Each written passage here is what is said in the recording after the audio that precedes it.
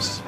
But this did not stop Lieutenant Colonel Paul L. Bates, who knew of the racism and pushed his soldiers to achieve excellence. The 761st Tank Battalion was formed in the spring of 1942. It contained 30 black officers, 6 white officers, and 676 enlisted men. The unit donned the nickname the Black Panthers, wearing patches on their uniforms with a panther on it and the slogan, "Come out fighting." And in 1944, the 761st was assigned to General George Patton's Third Army in France. General Patton gave a colorful speech to his crew, and the Black Panthers became the first African-American tank squad in World War II. And by the end of the war, the Black Panthers had fought further east than every other United States unit, receiving 391 decorations for their heroism. Oh, with Patti Vasquez, Patti Vasquez. From global conflicts to greenhouse gases, the folks refusing to wear masks says, and politicians getting caught grabbing ass says, she's driving it home with Patti Vasquez. Hello and happy Wednesday. Hope that you're happy, healthy, and safe wherever you are right now and whenever you're listening to this, because I know some of our friends can't catch us live, but they watch it later either on our Facebook page or the YouTube video that we've got, or perhaps on one of the different platforms where you can hear. You go to WCPT820.com and you can listen to all of our show broadcasts. Our number is 773-763-WCPT. That's 773-763-9278 to join our conversation and tell us what's on your mind. What topics have caught your attention today? I know for many of us, it's the news out of FOP and the president of FOP urgently telling his members not to get vaccinated, not to follow the mandates or disregard them. And it's a little just, I understand disagreeing with a mandate or requirements, but let's not encourage people not to stay healthy, not to protect themselves, their families, and their community, in particular in a role where their mission is to serve and protect. So let me know if that's something you've been thinking about today. And I am excited to catch up with our friends from Wizard World. Our friend Jerry will be joining us in studio to talk about the great events this weekend. And Wizard World opens tomorrow at the Donnelly Stephen Convention Center in Rosemont. We'll be broadcasting there live. Melissa from WCPT will be there and giving live updates and filling Joan in on how things are going at Wizard World. They haven't been able to gather in 20 months. And as I've mentioned before, this is one of my favorite events of the year. I know it sounds, people always think about Comic-Cons and it sounds kind of corny or, what's it all about. I absolutely love it. There's just so many people who are there to enjoy the different forms of entertainment that have spoken to them over the years, whether it's something in science fiction, whether it's, we could get into a conversation about the difference between science fiction and fantasy. But for example, the way it's been explained to me is that Star Wars is fantasy and Star Trek is science fiction.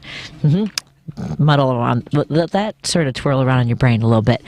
773-763-9278. And again, we'll be talking to Jerry about Wizard World in just a little bit. And I do want to let you know I have not just one, but 2 prizes to give away. One I'll be doing live, and the other I'm going to tell you where to go at WCPT. We don't storm the Capitol to start a riot. We go to Riot Fest instead, and this year Riot Fest is going all year long with Riot Fest Presents. See all your favorite bands and more, and at WCPT we'll be giving away tickets to see all of them.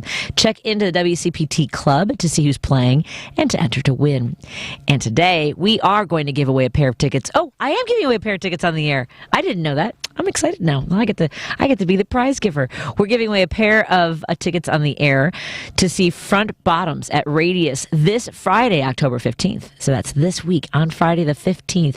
Tickets are still available at AXS.com. That's A, X, and S as in Sam.com. And for more information on this or any show, visit riotfest.org. So don't forget that all contests running on WCPT 820 are open to listeners 18 or older holder and residents of the greater Chicagoland, Northwest Indiana area. 1 entry per person, 1 winner per household. Void where prohibited by law. Listeners may only win or qualify to win once every 30 days. Complete rules are available on our website at WCPT820.com by clicking the contest tab. So let's take, give me a number, Lady B. You show me the fingers. Caller number 4 to win a pair of tickets to see Front Bottoms at Radius this Friday, October 15th. That number is 773-763-9278, and that prize is going to caller number 4.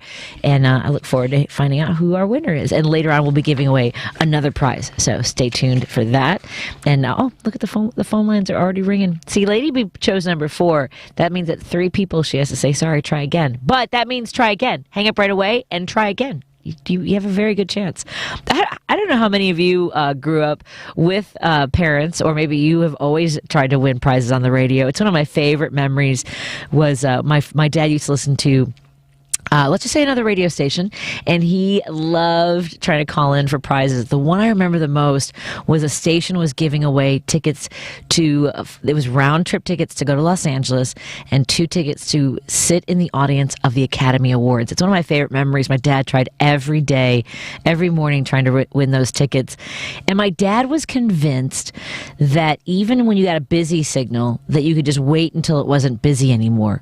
And I could not convince him that that wasn't the case. I couldn't get him to hang up and keep trying. And I just, I don't know if that was something when my dad was younger. Maybe a phone was busy until it started ringing. And I just don't know why he had that locked in his head. And I feel like I have to explain what a busy signal is to people. I remember when we first started having call waiting and you didn't necessarily get a busy signal. just the things that we grew up with, which don't even really happen. I mean, I know kids know what a busy signal is, but it's so far and few between because it goes right to voicemail or you just let it ring. But yeah, I just remember my dad trying to win tickets to the Academy Awards, and I hope that some of our friends who won tickets to Wizard World last week will check in with us. I think that our prize winners, we should have made that sort of a caveat. We should have made it a requirement of winning the prize that you have to send us pictures. And maybe you don't want to wear costumes to Wizard World, but take photos for us and let us know what you saw. That would be fun to put on our wall here at WCPT. Some of our friends that are going to Wizard World this weekend. And if you didn't win passes, if you're going to be there, let us know. We'd love to see what is your favorite thing there. For us, it's always things like obviously the superheroes. We're big superhero fans in our household, but also some of the horror elements of that. I was talking to our friend Jerry before I walked into the studio about Bruce Campbell and how much of a fan I am of Bruce Campbell's, and got to interview him a few years ago. And what a great career he's had. And really whether it's, and here's the thing, I don't even think that people think of the fact that he was on Xena Warrior Princess. See, I always pull out the random, the things that people aren't going to think of right away, but he played the thief. I can't remember the name of the character, and I'm sure my husband will text it to me in a moment. But such a great event at Wizard World to get to meet some of the folks that you admire on screen or behind the scenes, the writers, the creators of all these great universes, these worlds of fantasy. And we'll be talking to Jerry in just a moment. And I know that we, obviously we want to make sure that we're also talking about the things that are important to you. We are going to talk to Kirk Bankstead tomorrow. I'm sure you've seen all over the news, Minocqua Brewery and their super PAC have taken on the task of suing school boards school districts throughout the state of Wisconsin that are not adhering to CDC guidelines when it comes to gathering, in particular children who cannot mask.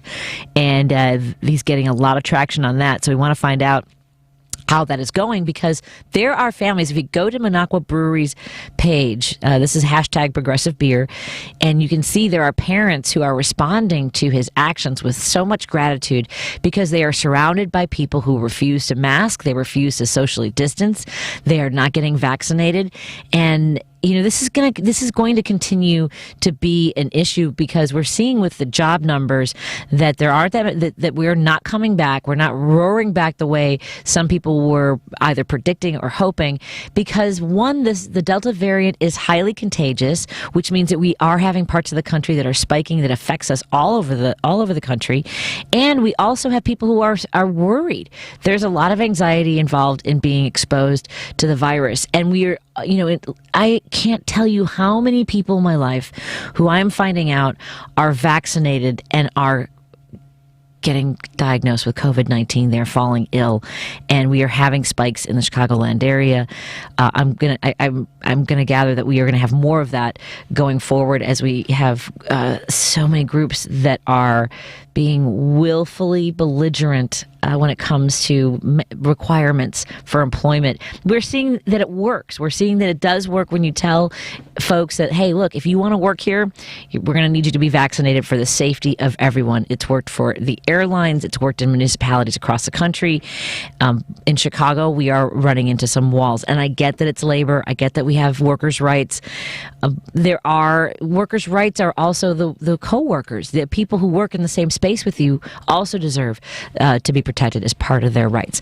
Let's take a break here. When we come back, we're going to check in with our friend Jerry from Wizard World and join our conversation anytime. 773-763-9278. You're listening to Driving It Home with Patti Vasquez on WCPT 820. Joan Esposito, live, local, and progressive.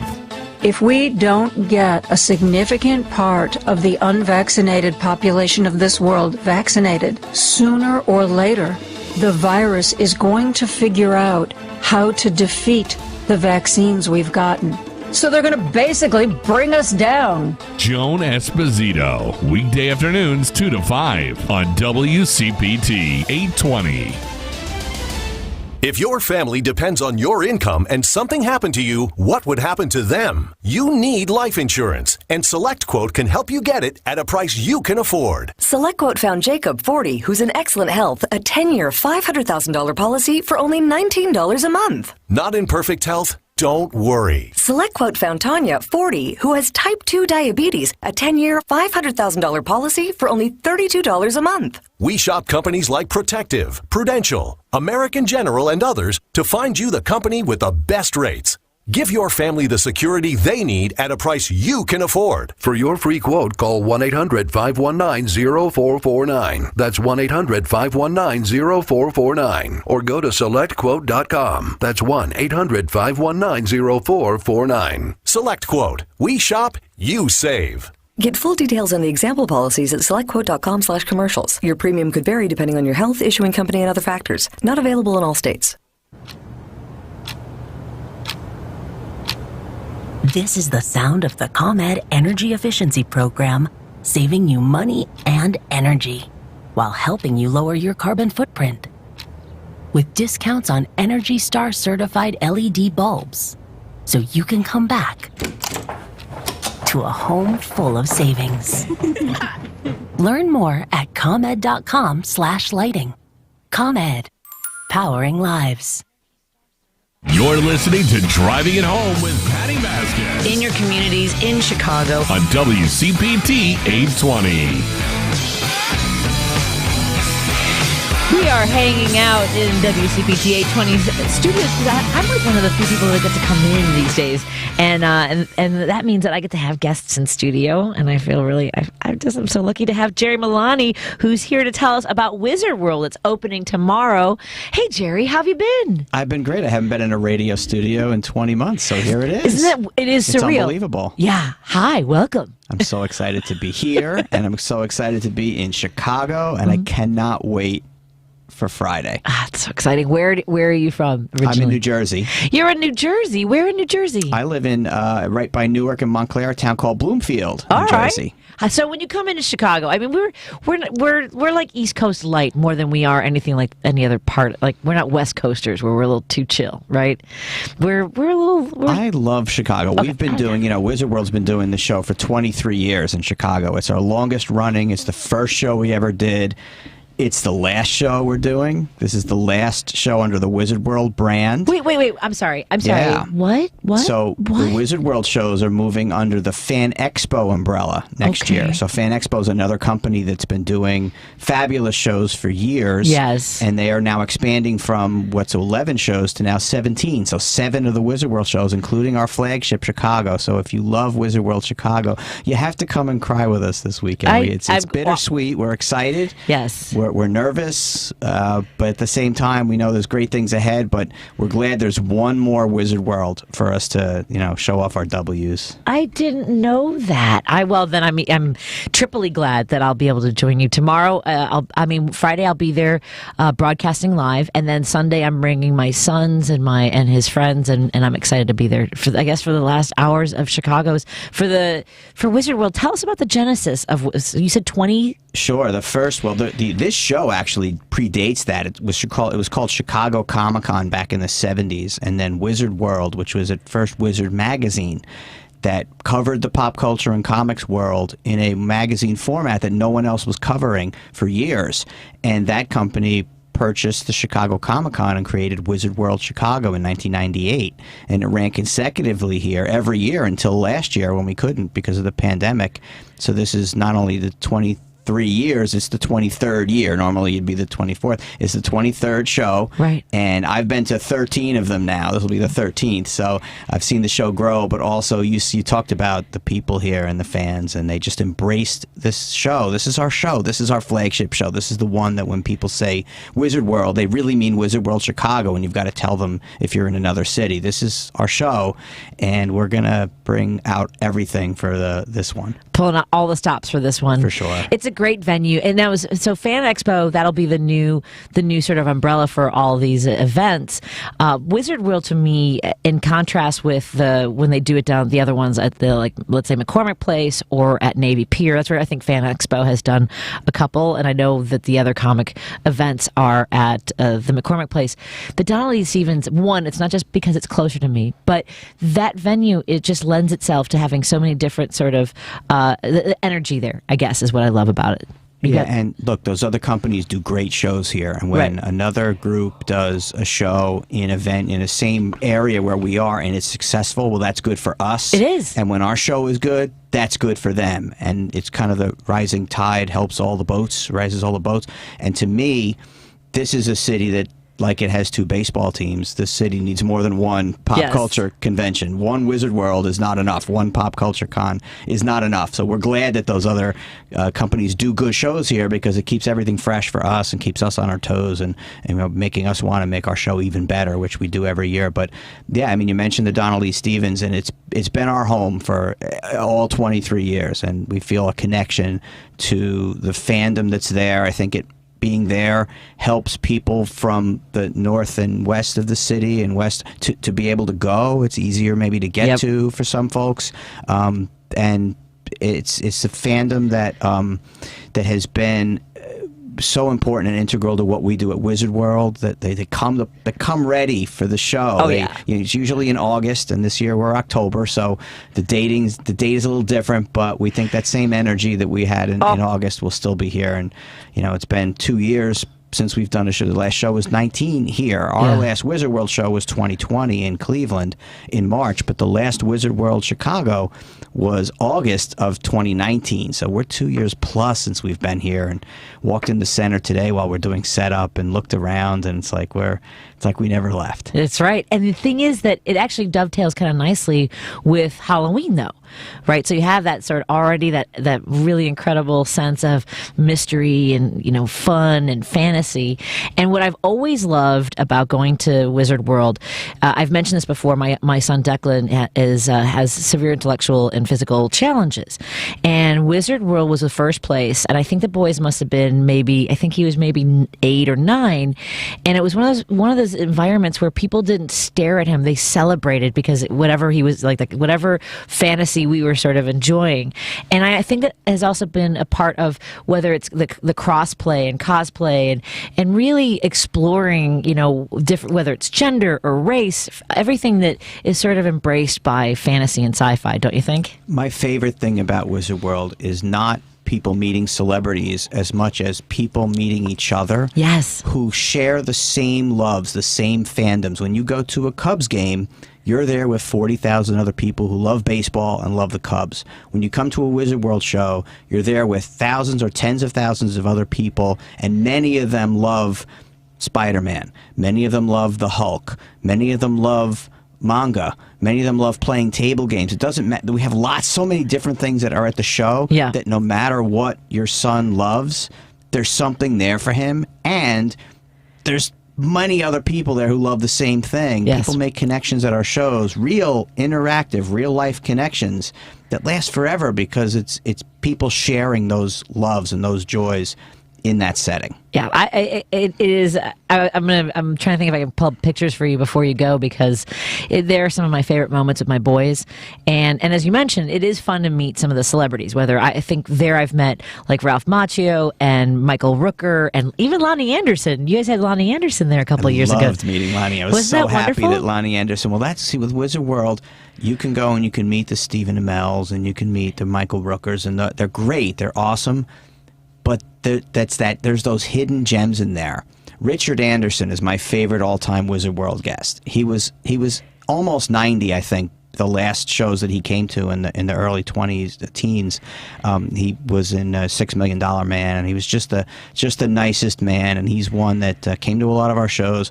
He's not the biggest name. He's not the most popular guy, but man, he had photographs on his table of 50 different movies that he was in, and he would sit and talk to you, and he did a lot of press for me, and just my favorite all-time guest. And he's not the biggest name, whoever came to our show, but people will go, and you at Lonnie Anderson, and you'll meet someone at this show that you'd never think would be your favorite one to meet. You'll go to their panel. You'll see Rob Paulson talking to people. I got to go over there. What's he all about? And find out he's the nicest man in the world, that kind of thing. Oh, yeah. That's what our show is about, is not just the big names. And it's great. Sam Heughan, the people who come for Outlander, they're going to get to meet Sam. They're going to get to meet Duncan LaCroix, and that's awesome because that show is now, and it's exciting, and it's fun, and people love it. But you have all those other opportunities that maybe don't involve celebrities, or if they do, it could be even the lesser known ones, but they're just great to meet. Yeah, I think you're absolutely right. I mean, like Barry Bostwick's one of my favorites that I met there, and of course everyone had like the Rocky Horror Picture Show, but his career has a span of decades. Like I geeked out over, he made a movie about George Washington. He and Jacqueline Smith, she played like the woman. Anyway, we're not going to get into that because we're here. It's one of my favorites, though. I mean, Barry. I mean, and he did this show. He's done this show a couple times. I think that this was the first show I ever met Barry at. Was probably 4 or 5 years ago, and then he became a standard at our shows, and we hope to get him back soon. Me too. He was one of. I'm just scrolling through my photos, seeing if I can find you some of the stuff that I've done there, because people get to really express themselves, and as you mentioned, it's just the whole gamut of there are no rules. I mean, like safety, obviously, which brings me to, there's two things. One, I think the primary one in everyone's mind is, what are the COVID precautions you're taking? Well, sure. Well, we have some talk points and some tenets that we have on the website and the FAQs. We invite people to look at that in our safety section. Just if you're not feeling well, stay home. Yes, it's please. Okay. Mm-hmm. When you're on site, you'll have the mask, and the mask mandate is ironclad. It's from the moment you walk into the center till the moment you leave. All the rooms, everything that we have going on there, you'll have to wear the mask, except when you're sitting down eating. Okay. If you're in one of the snack areas. Sure. Otherwise, once you get up, we need you to put the mask back on. Get really inventive with the mask. Some are already going to be wearing masks. You don't even need to put a mask over the mask. If you've got a mask as your costume, that's going to suffice. Exactly. We want people to feel safe. We want people to feel comfortable. And we want you to enjoy this experience like you would any other Wizard World, understanding that we're in times that are not like all other times. But we're going to, I always thought that these kinds of shows, these big pop culture conventions, were going to be the last thing to come back because of the nature of the shows. Our shows they're interactive. You're talking to other people. You're meeting people. You're seeing celebrities close. So these were the last things. Baseball, all the sports came back. Concerts came back. Everything came back. And now the shows are coming back. And we're excited to welcome people. We want you to feel safe.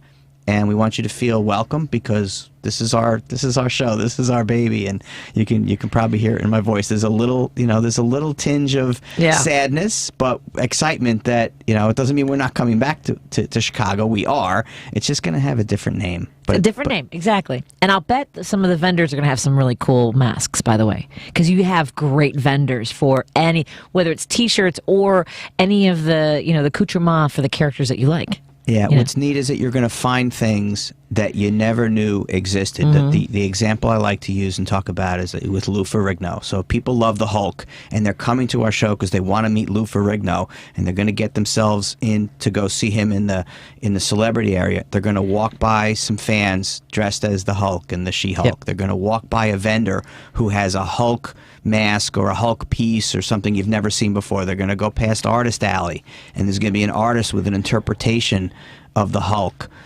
that you've never seen before either. And then finally you get there, and there's Lou, and you get to meet him, and it caps off your day. So you don't even know what you're going to go to Wizard World, and you may come out of there with a new favorite that you didn't know was going to be your favorite because you ran into it and saw it. And it's this immersive experience of everything being all together, right? The celebrities are not off in some faraway room where you can't walk by and see them. They're all there. They're all out in the open. But it's in the same room where the cosplayers are and where the kids zone is and where all the things that are part of our show, or you're going to be part of all of it at once, which is the cool part. It is amazing. I love that. How do folks get all the information that they need to be at Wizard World and to make sure that they are following all the precautions? Yeah, the best place is wizardworld.com, and when you click on the tickets section, there's actually the list of all those things I spoke about. There's the FAQ for the general fans. There's the safety FAQ, which is very important to click on that and just know what you need to do when you get on site. And all that is right there, and all the options are there, and kids 10 and under are free. Kids 10 and under have always been free at our show. Please bring the kids. Bring as many kids as you want. We've got a kids zone that's huge this year. The people setting up the kids zone today were like, we've never had a kids zone so big, so there's going to be a lot of room for them to roam around. Kids costume contests on Saturday and Sunday. They are the impossibly cutest things you've ever seen, and it's right on the main stage, right on the entertainment stage. We've got something happening all the time at the show. Some events you go to, and if you're not interested in something, you've got a dead hour. There's no dead minutes at Wizard World unless you want to go rest. Right. There's something happening. The entertainment stage has music and dancing and trivia contests and giveaways and all kinds of stuff all day. The panel rooms, there's 3 or 4 of them going on at a time, and that's not just the Q&A panels with the celebrities. That's panels about pop culture. We have a women's sports panel going on just to talk about this burgeoning women's sports that people are finally understanding how great following women's sports is. So we have one of the leading podcasters, local, a gal, doing that as well. So our show is everything in pop culture. It doesn't matter what it is, from comics to cosplay to music to everything, movies, TV. That's what Wizard World's all about. Well, I'll be there to celebrate this one and many more to come under a different name. But we're excited that you've been here and to share all the insights on this. Everyone, remember, go to wizardworld.com and you'll find the information for Chicago's event. Is there anything you wanted to make sure that you said that you had planned and you're like, I forgot something? Well, there's 2 booths you have to stop by. Okay. Press registration, that's me, say hi, tell me. And you got to stop by the WCPT booth.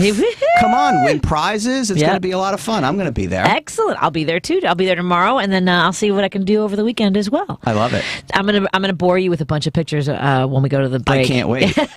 I love Wizard World pictures. I got a whole bunch of it in my phone, I just remembered that when Griffin dressed up as Robin, everyone wanted photos with him. All the characters, they were all like, that's the thing, is that when you go to Wizard World, you are actually also a celebrity when you're wearing costumes like that. Everyone, you're right, they celebrate each other, not the famous people. It's a carnival, not a circus. The circus, you go and you sit, and it's great, and you watch it. The carnival, you participate in. Yes. Right? You're rolling the ball and the bocce, you're doing all that. That's what you do at Wizard World. You're participating in it. That's a great way to put it. I love it, Jerry. I'll see you over the weekend. Yes, you will. Enjoy your dinner. I'm sorry I can't join you tonight, but have a lovely evening and the rest of your stay in Chicago, too. Thanks so We're much. always glad to have you. Thank you. Let's take a break here, and our conversation continues after this break on WCPT, Driving It Home with Patti Vasquez.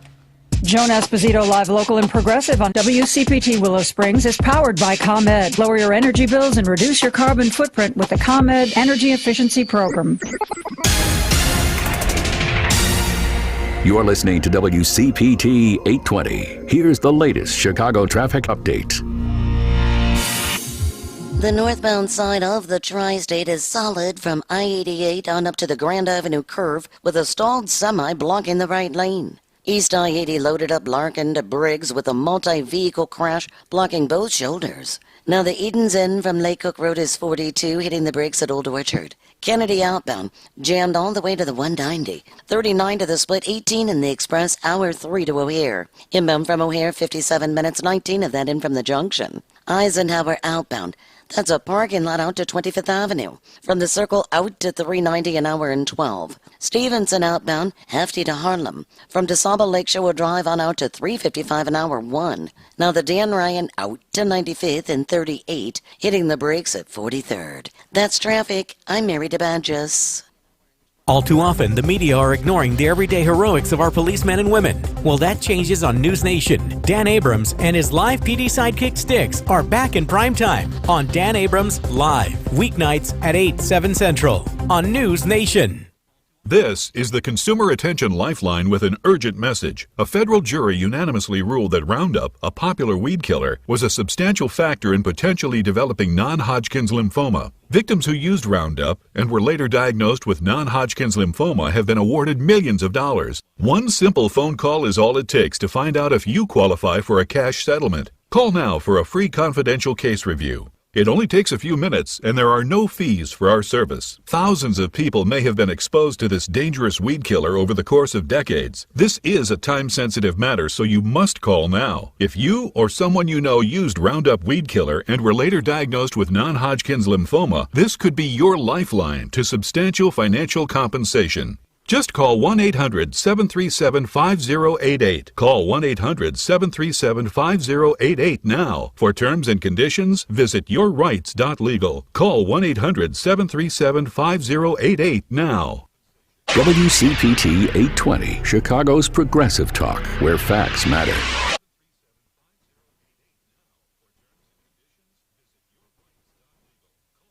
Vasquez is taking your calls now at 773-763-9278. Driving it home with Patti Vasquez now on WCPT 820. I did love from the corner of my eyes, I could see Lady B like waving her arms. We're back on the air. Turn your microphone on. I was talking to Jerry about Wizard World.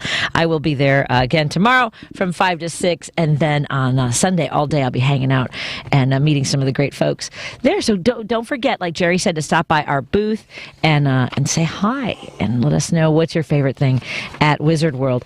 I have been, I know we talked a little bit earlier about the president of the Fraternal Order of Police saying that basically urging the rank and file not to follow the requirements, the mandates. And it really is something that I'm wondering how we get to a place where we can talk to each other again about science and the truth and facts, because I was talking to someone who told me that a friend of theirs had been diagnosed with COVID, and they were following that regimen of having ivermectin, which is and I know that there are uses for it for humans. For malaria, I know that they've used it in Africa. It has not been used for this. It has been used for deworming. It has been used for as an antibiotic kind of a thing, but that's not what is required in this situation. And I think it was really important, some information that we were listening to earlier on this station about not just the number of people who have died, which is over 700,000 people now, but also the people who are going to be disabled for the rest of their lives because of the way this virus has attacked their bodies, how it's affected their lung capacity, their strength, their energy. We still don't know there's a lot of brain fog. So neurologically, we are going to have to do a lot of research going forward as far in monitoring folks. But what are our resources like to devote to something that, has been allowed and to spread at a rate that would have been manageable if we could have encouraged people to get vaccinated earlier and at a wider population, because basically plateauing at 60% is not going to help us in whether it's the state of Illinois or the rest of the country. I know that there are some states that have better rates, but we have to have cross-state, interstate travel and international travel, and that will continue to make us vulnerable. So I am fascinated by fascinated, I also mean like there's a lot of screaming in my head, like why is really why do people have to make this more complicated? Why does so much of it seem to be more about owning libs or not wanting to be told what to do? That this is some sort of expression of freedom or someone's rights, and even co-opting the phrase my body, my choice. But this isn't that. This isn't. You can't equate that with when we're talking about women's reproductive health and our autonomy. It is also for the public health, for the greater good of everyone, which is something that we in the past have been able to participate in, to say, okay, yeah, that makes sense. In order for everyone to be safe, we need to do this. I mean, we've done that for decades when it comes to school vaccinations. Oh, and here, actually, Jim is calling with, I bet you, with a similar thought. Hey, Jim, how are you doing? I'm addicted to this phone. Anyway, I went to the movies today with my younger brother. He's a year younger than I. Anyway, I said, when we would get our polio shots, I went with about 7 cousins and him and I, and we went out to a forest preserve and got our polio shot. I said, can you imagine if we would have said to my mother and my aunt, we're not going, we don't want no shot. You know, we're not going to get, we'd have been shot. You know what I mean? Right. You know. But in this case, what's interesting about this, because of the advent of the computer, I say that without social media, if this was 20 years ago, everybody would have gotten a shot, and everybody would have worn a mask and everything else. But probably right. What I'm mad about is I had to go into hiding by myself and on my own volition on March 10th. They had 2 months, the CDC and the epidemiologists and everybody else dropped the ball on this, because in the age of the social media, so-called, whatever's social about it, I don't know, but you think they would have got the message out to everybody, and everybody, they could have saved a lot of lives. They're going over the autopsies in England, for instance. If they would have masked up and social distance, they would have saved maybe a half of what people had done. Here we probably could have saved 500,000 lives if it was, and I'm not blaming Trump or politics or anything, because I'm blaming everybody concerned. It should have been out the pharmacists, it should have been the local doctors, it should have been everybody in January that there was a virulent disease and that we were all subject to it. And if we would have gotten that message on the news, I mean, everybody fell down on this thing. I'm sure that 100 years from now they'll go, oh my God, you know, they could have done so much better. But right. What tells me it had to be, the social media, explosion is supposed to be so. It's supposed to be so beneficial, but in this particular case, it was deadly because everybody was mum's the word. I mean, I went into hiding on March 10th or something on my own, because I had heard about it at the track a couple of times. People were talking about this disease, and I'm like, thinking to myself, oh Jesus! So I went to get a sandwich. And the guy says, you coming in? I said, no. I said, why don't you bring it out? I said, just out of a takeout. And then I said to myself, I'm staying in. And sure enough, 2 days later, the whole city's on fire with it. You know what I mean? Absolutely. I think you're right that they weren't talking about it, because and to be fair, I was kind of in a bubble, but I didn't realize that there were places in California, that there were cities that were already going on lockdown, and we were kind of behind that a little bit, don't you think?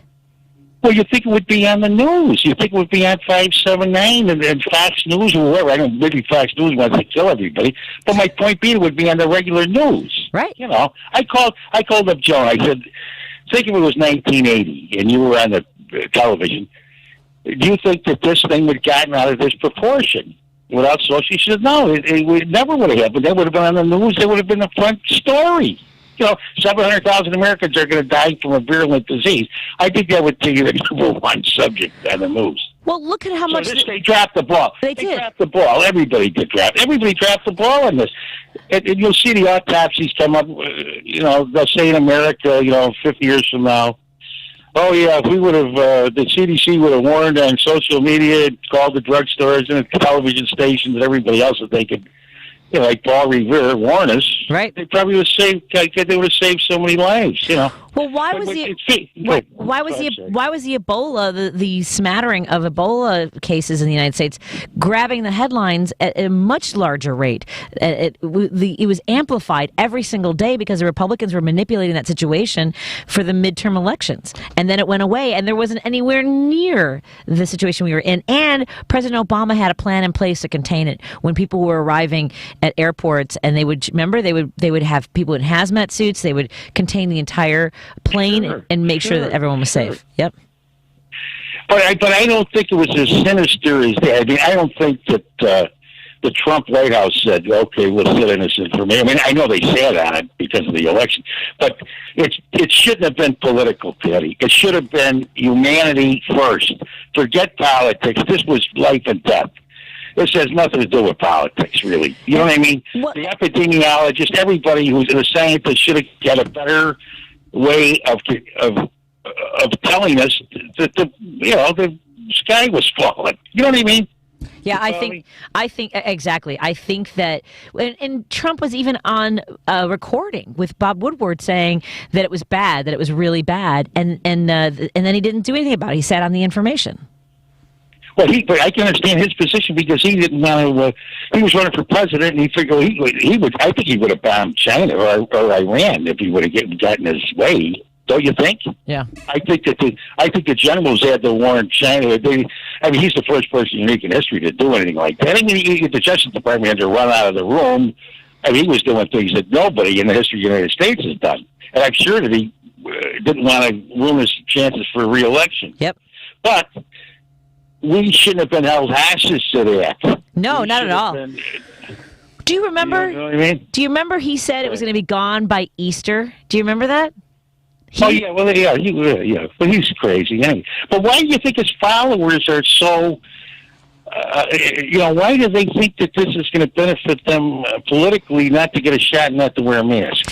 How much of it do you think is protecting his reputation, right, from the responsibility he deserves? It has to be some insane thought like that. Like some human being, you're going to pay tribute to him by not getting a shot and not wearing a mask. Exactly. Pay tribute to this individual. Yep. Now that is absolutely absurd. That is beyond reason. That's beyond any kind of reason. But I don't think they consciously believe that. I think that people who refuse to get vaccinated, and with the president of FOP saying, do not comply with reporting whether or not you're vaccinated, while we might say it's we think intellectually that is that to protect Donald Trump's reputation, but it's also that idea that they're part of this group. It's our group. We have to be right about this, and we have to stand firm on saying that we will not do this. And there are people, you've heard people say that they lie to their family members or friends about getting vaccinated. They don't want to tell them they have received the vaccine because they're afraid of the backlash from even those in their own community. It's crazy. But it's absolutely absurd. But it has to be social media, because that wouldn't have happened without social media. The absence of social media, that never would have happened. These people wouldn't have taken this staunch of a stance. I mean, because the reality is this: I'd rather die in the Osco getting a shot, right in the Osco getting a shot, than go into the hospital and breathing on a ventilator for 3 weeks, a terrible death. I'd rather die dead from the shot. But this has to be social media. That's my contention. Anyway, I'm addicted to your show, Patty. I'm sorry to keep you on so long. Thank you very much, Jim. No apologies. Have a good. Be well. Thanks. Bye-bye. Thanks, Jim. Take care. We'll take a break here and keep taking your calls. I know David is on hold, so that'll be. And he's calling from San Francisco, so I better hurry up and get back because, maybe it's nicer weather there that he has to get out and enjoy. 773-763-9278. That's our number to call or text us. Let's have a conversation. Tell me what's on your mind. And do that right when we come back. The Hal Sparks radio program. Governors of pro-Trump states, they must show their fealty towards Trump by mitigating any support for the health and safety of their own citizens against COVID so that they don't upset him or the minority of his supporters amongst the Republicans in their state, which are often the majority of the voters in their state. Hal Sparks, Saturdays from 11 to 1 on WCPT 820, Chicago's Progressive Talk. Hello, fellow progressives. Attorney Tony Moret here. You've been hearing from me for a few months now, and I've been hearing from you. As an estate planning attorney, I get a lot of questions. Estate planning can be confusing and sometimes a little scary. It's my job to guide you through the maze of paperwork, offer you options that best fit your family, and give you some peace of mind. The calls I've been getting from fellow WCPT listeners have been intelligent and thoughtful, exactly the kind of clients I cherish. Thank you for letting me draft your living trusts, wills, and protecting legacy for future generations. In my practice, facts matter, so advertising on WCPT is such a natural fit. Let me help you put together the right estate plan for your family, mindfully. Call me, Attorney Tony Moret, to schedule a free virtual consultation to keep all of us safe. 847-996-0496. That's 847-996-0496. Check out my website at moretlawoffice.com. Moret spelled M-O-R-E-E, and let's put your plan in motion. This is Joan Esposito, and here at WCPT, we love pets. So much that we're spotlighting an adoptable, adorable dog or cat every month. So many deserving pets are waiting for their forever home. We've partnered with community shelters and our sponsors, Love for Dogs Pet Grooming and Mark Drugs, to talk about why rescue is best. It's all on Joan Esposito Live, Local and Progressive. See our current adoptable at WCPT820.com. Patti Vasquez is taking your calls now at 773-763-9278. Driving it home with Patti Vasquez now on WCPT 820. We're heading into the home stretch before we turn the station over to Rick Unger. And I want to continue our conversation. I know the phone lines are lighting up, and David has been on hold calling from San Francisco. Hey, David, how are you doing? Well, good, Patty. Finally, San Francisco getting back to some clean air. Pretty much the wildfires are all gone except for down near Kevin McCarthy's district and Devin Nunez's district. Those cities in the Central Valley they've had it hard this year. Between a heat wave that was, I think for the month of July, it was never below 97 degrees. Oh my God. And then the wildfire smoke, it was pretty much like 150 parts per million, up to like 400 parts per million. It's just brutal. And so, it is. It's kind of amazing that, people in Republican districts like that, Fresno and Bakersfield, they just, I don't know if, I kind of think that they're trapped by organized crime. They're trapped by, training of, there's a kind of an organized crime that's been around in California. If you've ever seen the old movie Chinatown, it had to do with water theft. And that if you were going to try to make it in agriculture, you really had to kiss up to the power brokers to get water. Mark Twain even talked about it. But in California, they don't fight over women, they fight over water. It's a great line. And so, it's terrible, yeah. And when it comes to global warming, those people in the Central Valley know it exists. And, we don't get rainfall, all through the year. We only get the snowpack in the mountains for the most part, and that has to slowly melt throughout the year. But for the last 10 years, it's been melting as early as the end of January. One year we had it all gone by the end of January. And they have to have that through April, through May, in order to water their crops. And so I think this year it was all pretty much gone by March. And that's part of the reason why food prices are going up. And but the reason I called, I don't know if you've read there's a piece that came out in early last year. I think it came out in either April or May of 2020. It was in Vanity Fair, and it's called "Jared's Testing Plan Goes Poof." And basically, it describes how Donald Trump, when he learned about how bad the virus was, he handed it off to his son-in-law, who had no credentials, no responsibility to the government. He was not a GSA employee, and he basically started making all sorts of dirty contracts. And so, like I say, it's called Jared's Testing Plan Goes Poof. And I've wondered, if you remember late last spring, there were all of these seizures. Jared would get the FEMA trucks to show up and steal the supplies from various states, and then he'd bootleg them. This was like the PPEs and all sorts of different ventilators were also a big, ugly contract that Jared came up with. And so when you start looking at it with the profiteers, they couldn't allow it to stop early. They had to have it drag on and drag on and drag on in order to jack up the prices.